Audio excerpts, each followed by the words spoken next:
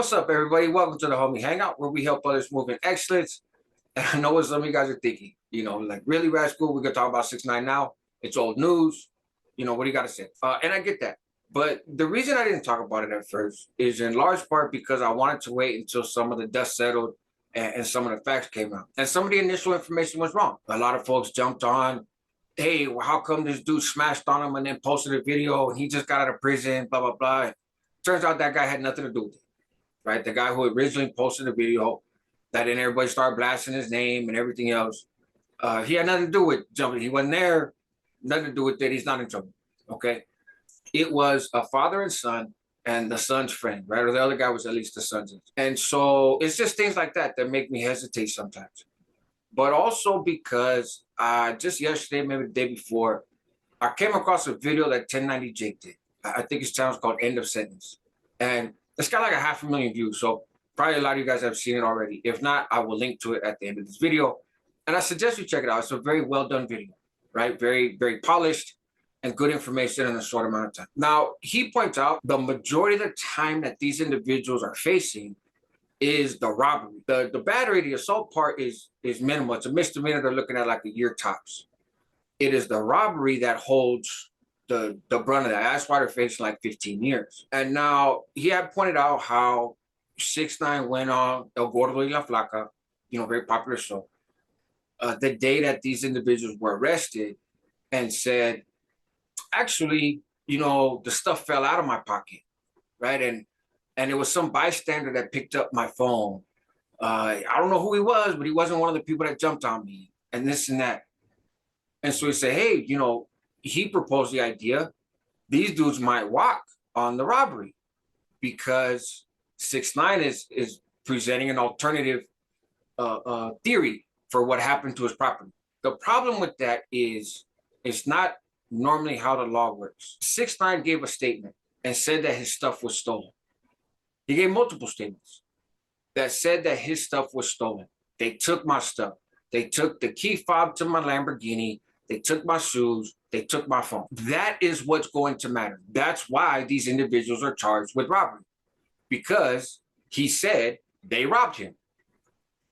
For him to turn around later on a talk show when they're arrested and be like, no, really, it was a different situation. That doesn't really hold any merit, right? It's like the person who tells the police, hey, this person assaulted me. So that person gets arrested for assault. But then they don't want to show up to trial. They don't want to testify. They recant their statement. But if they had a black eye when they said it, then the person they arrested is still likely to get prosecuted for it. So 6ix9ine had already said, the people who jumped me also robbed me. Okay? Now, a statement to cops is not under oath in the same way that it is when you're on the stand, raise your right hand, all that other stuff.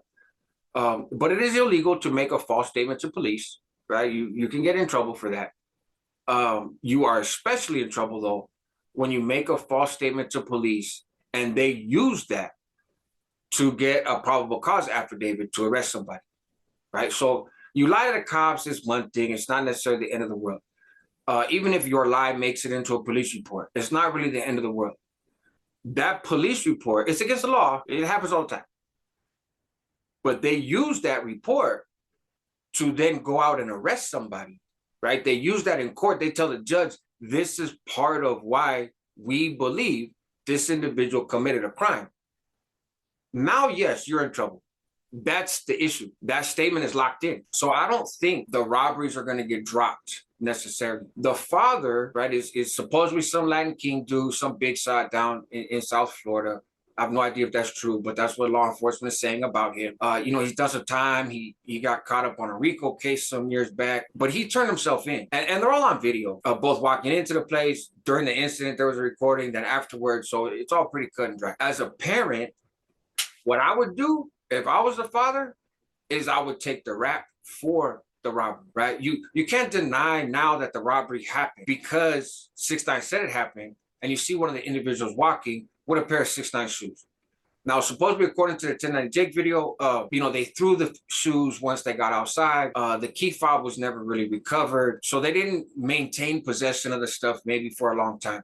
but you don't need to maintain possession for a long time. I could take something out your pocket and throw it away. It's still a robbery because I took it from you, right? What I do with it after doesn't change that I took it from you. If I'm the father, I'm like, look, fool, I robbed. I took the key fob. I took the phone. I took the shoes. This is what I did. So that his son doesn't sit down for a boatload of time. Now, it's not a shining example of fatherhood to have your son come along as the guest of somebody with a gym membership and then be on the phone to whoever and then pop the door or open up the door for you to be able to slide in, and then you guys go directly for it. It's like it's all on camera. It's pretty well laid out. It's pretty simple what happened, okay?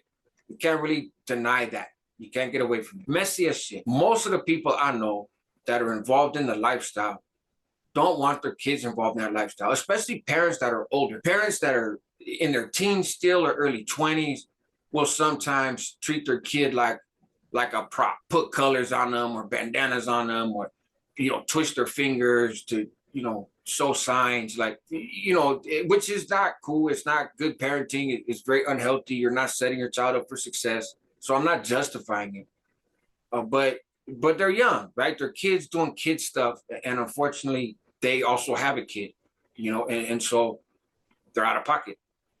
The father in this case is not a young whippersnapper. Kids have their own mentality. Just because a parent wants their child to not be involved in a lifestyle does not necessarily mean the child is not going to be involved. Of course, you can't control what an adult child does, and so I don't want to get too far into the dynamics because I don't know exactly what happened. But they definitely work together on this. And I know if my kid chose to get involved in a lifestyle that's similar to a lifestyle I led, I'm not going to like it. I'm still going to love them, right? But I'm not going to like their choices.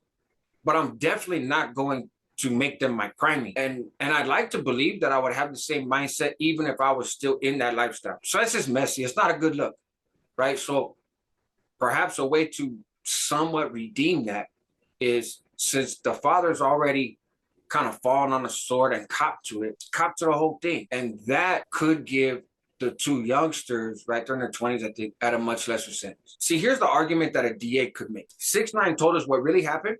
6ix9ine's cooperated with law enforcement before. He's proven to be truthful. Like, he's a junior cop for a time in his life, at least. So he cooperated with the investigation. He told us everything. And we believe that to be true. He changed his story when he went on his talk show, and he changed his story when they were arrested because he's afraid that they're going to come back and hurt him. He's scared of the gang that these dudes are supposedly affiliated with. He had told the cops that he was scared that the individuals who assaulted him were going to find his address and come back. He's already said that to the cops. So cops turn around, DA turns around and says, look, he's fearful. He was fearful right after it happened when he told us what happened.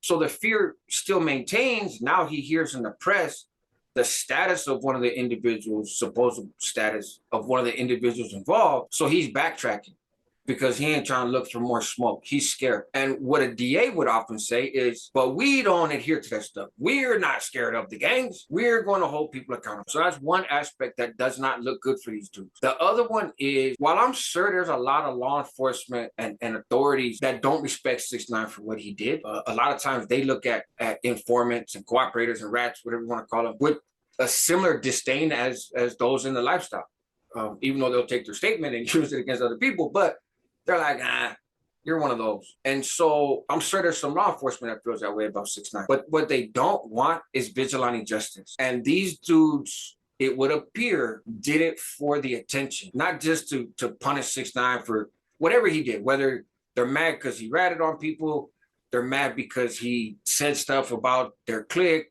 whatever the reason. It appears that it was done for show. Now I know some people are saying that, oh, it was set up, it was a publicity stunt. I don't believe that. I think that's kind of ridiculous. But it was for show. And so law enforcement is going to say, we want to discourage people from doing this. We want to send a message. You can't just mob around and look for your 10 seconds of fame taken off on people that have cooperated with law enforcement.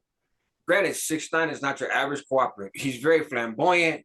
He's obnoxious. He mocks and the lifestyle that he used to represent in his music, at least. So he's got a big target, but he's also a very public figure. You know, it's not the dude for the neighborhood that told on you when you catch him slipping at the gas station. This is going to be, you know, it's national news when he gets jumped. So they're going to feel the need, I think, to send a message there. If the father takes the blame, they do kind of get to send a message by sentencing him to probably the max. I would guess that he's the one that they want the most because of who they say he is and what his history is.